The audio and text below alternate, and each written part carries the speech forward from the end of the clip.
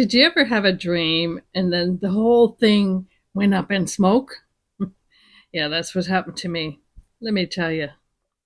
I was in the wool shop and I saw this great colored wool, the ones on the left there. I've worked with color story yarns before, so I had an idea of how it was going to perform for me, how my pattern was going to turn out. And I've even used this pattern before. But let me tell you, as I said, the whole thing went up in smoke. Not until after I completed the whole garment. Here's my story. So it's a yarn tale for you today, for sure. And well, I'll just get right into it. So I was knitting up the fabric, the yarn, no problem. I did my ribbing, I measured everything, I have a good idea of how large or small I needed to make this. I had the proper eyelet pattern. Took me a while when I was first learning how to do eyelets. Basically, you do a yarn forward and then you knit two together. So that's what this called for. It was pretty simple. There's a knit and a purl yarn overs. And you can see that some of this is a little bit different. That's where they would come to the pattern and you would do two yarn overs and two knit two together. But at some point you also did a slip slip knit and it created a larger eyelet. Okay. So I was working my way along and I blocked this piece and I said to my husband, this is great. I got the back part done. Now let's work on the front. So then I started knitting up the front. Now at a certain point, I said to him, I think there's going to be a problem. And he said, well, why don't you just keep working on it and probably nobody will notice. Right. So I finished my complete front panel, no problem. And then I started putting it together. I had to sew the shoulder sleeves first, or the shoulder sections first, and then the sides. And it should have been pretty elementary, pretty basic. I was going to say, hey, you can knit a top. You just have to have a front and a back and join them together. Okay, watch what happened. You see what happened here? Light, darker. I don't know what happened. It just, I looked at the wool, the yarn. First of all, when you go in the wool shop, they've got all the skeins, all the particular dye lot numbers together. Okay, so I picked off two, no problem, and I didn't check dye lot numbers per se, but these are like hand dyed yarns, so they're not going to be 100% exact. But I didn't expect it to be that much different. To me, that's very noticeable. There's a definite light and dark there. See, look at that. You can see that. So I tried it on, and I said, it's just not working. It's not going to work for me. So I had my front and my back. See if you can see a difference this way. Here's the back. Here's the front. It's a little bit brighter, right? So I'm going to frog the whole thing. And what I'm going to do with it is I'm going to make another one of these. So, and then this is again a front and a back. I'll show you some of the videos, or not the videos, the photos of it. And this is a top I wear a lot. So, oh, I should tell you that I made this particular Queensland pattern without sleeves. I don't do the sleeves. And I don't need the sleeves. I don't need the warmth. I made it once before in navy. A few hairs here. And I wear this one quite a bit as well. So that's it in navy. Well, a bit of navy. This is a hand painted yarn that I picked up from Hobby Lobby when they were selling hand painted yarns.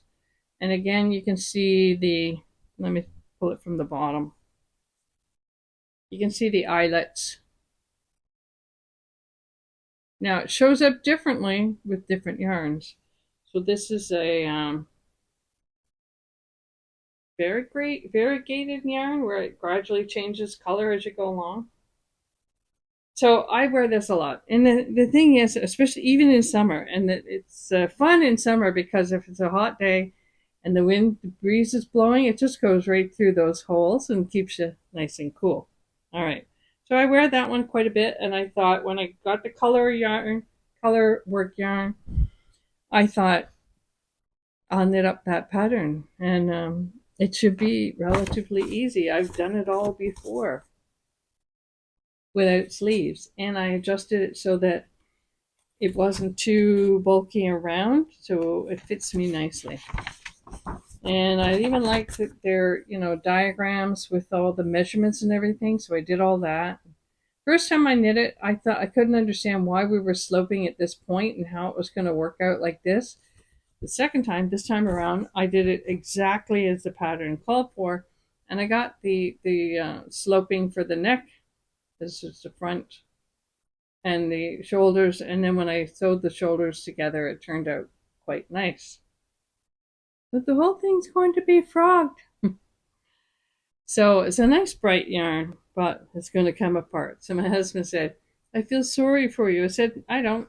I said, it's a lot of work. The exciting part on the weekend was that I was getting near the end. I was getting really excited. Okay, great. Now we're going to put it together and see what it's like. Tried it on, and it's okay. It also didn't quite, the front panel didn't knit up quite the way the back panel did. So not sure why that was. But anyway, the whole thing's going to be frogged, and I'm going to make this one instead. So eventually you get to see that. So if I could share anything of use for you in this video, it is this. If you've ever thought, or you have a desire, somebody mentioned it, to knit a top, you could knit a very simple top like a boat neck. This one, you can put buttons. I use ties. You could actually sew that up. You don't have to have it open like that. It's a vintage pattern I found in the secondhand store, and the top works great. It's got a lot of eyelets in it as well. I think it's like the first time I did eyelets, but it's a great top. And my girlfriend actually quit knitting because she said that she's not wearing anything that she's knitting, or it didn't fit, so hence not wearing it. I visited her yesterday. She was actually wearing one of the tops that she knit, and it looked nice on her. It was nicer than I remembered it even. So when you knit something, of course, yeah, you want to be able to wear it. I have a few tops. One day I'll pull out my tops that I've knit, and there's a few of them.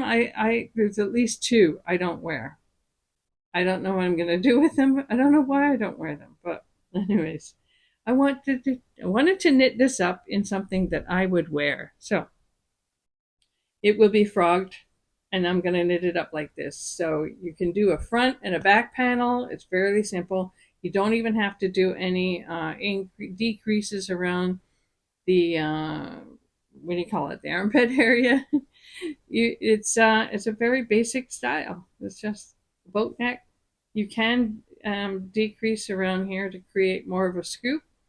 Depends on what you would like. But if you're doing it for the first time, knit a front panel and a back panel, which is kind of rectangular, right?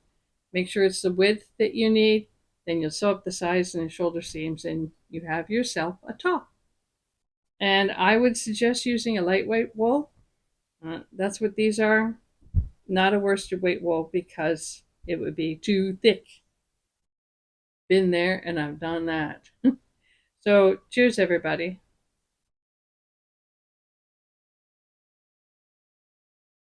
Okay, I think I can hear you. You're saying, if they're two different colors, how can you knit them up in another top? What I'm going to do is I'm going to work from both yarns at the same time. I'm going to knit 2 rows of one, 2 rows of the other.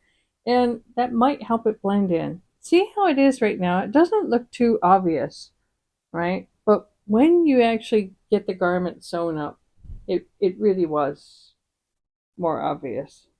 It's an optical illusion. So all I can say is, like, check your die numbers. I should have done that. Check the die lot numbers. But even if the numbers were the same and I came out with this difference, technically I guess I could take it back to the wool shop and say, hey, this is what happened. But I'm just going to work with it. I don't have my receipt. That's another thing. Keep your receipts. Happy knitting. See what happens to your yarn after you've used it. So I'm going to have to wind this all around my arm, make a new skein, wet it down, let it dry. But that's it. We are frogging the wool.